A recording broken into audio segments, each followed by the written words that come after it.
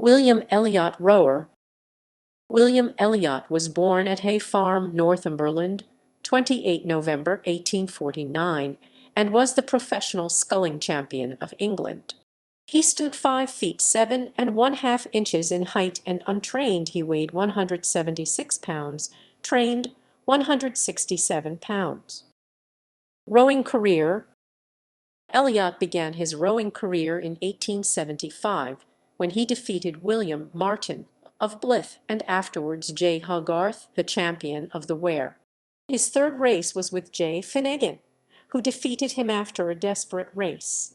In August 1875 he entered the Manchester and Sandford Regatta. He rowed in the handicap single scull race and won the first heat, defeating Cobbett, to whom he conceded 5½ lengths, but in the second series J. Anderson of Hammersmith. In the final Nicholson and Smith came together, and the former was the winner. In March 1877 Elliott had displayed such form and made such fast rowing on the Tyne that he was entered to compete for the Championship Cup and £250 open to all comers. The race was rowed on the Tyne, distance 3 miles 713 yards. Robert Watson Boyd won and Elliott, with Nicholson and Lumsden, were defeated. Elliott's first match of importance was against George Tarrier of Bermondsey, which he won easily, having beaten so good a man as the Thames sculler, who is credited with having rowed from Putney Aqueduct to the ship at Mortlake in the fastest time on record. His friends became jubilant, consequently they soon cast about for a fresh opponent, and on the Tyne Robert Bagnall of the Ouseburn and William Nicholson went down before him. On 4 March 1878 Elliott again competed for the Champion Cup and £200 on the Tyne course, 3 miles 713 yards straight away, his opponent being William Nicholson. Elliott rowed a grand race, rowing in high wind and rough water, and winning easily. These successes led the Newcastle people to think that they had another champion at hand ready to do battle for the championship. With commendable spirit they issued the challenge to the champion, and they also made a match with Thomas of Hammersmith to row on 6 May 1878 for £200 plain. Higgins, who was then champion of England, accepted the challenge to row Elliott, and the match was made. Thus it will be seen that in the short space of 5 months Elliott had scarcely been out of training, and he had to row 4 matches. For this most recent event Elliott, after beating Thomas, went home to James Taylor's at Newcastle, when he was sent to Whitley, journeying to the Tyne each day for his rowing exercise. The race took place on the Thames, from Putney to Mortlake, the championship course on 3 June 1878, for £200 in the English sculling championship. The course was 4 3/8 miles. The Tyne boatmen were confident he would win, and £50 to £40 was readily offered by his backers.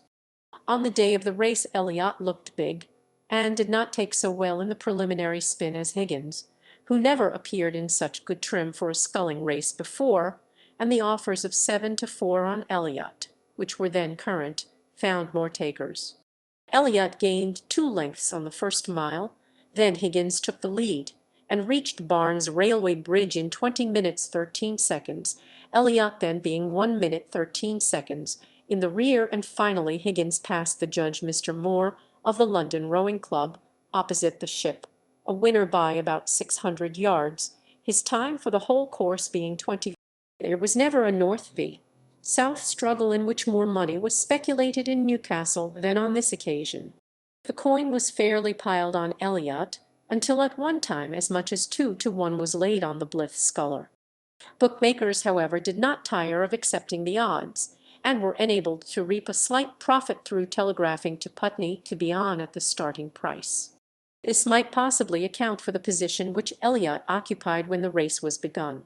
Immense interest was manifested in the struggle by the inhabitants of the metropolis of the north, and at 3 o'clock on Monday afternoon there could not have been less than 5,000 persons assembled in front of the offices of the Newcastle Chronicle to learn the result.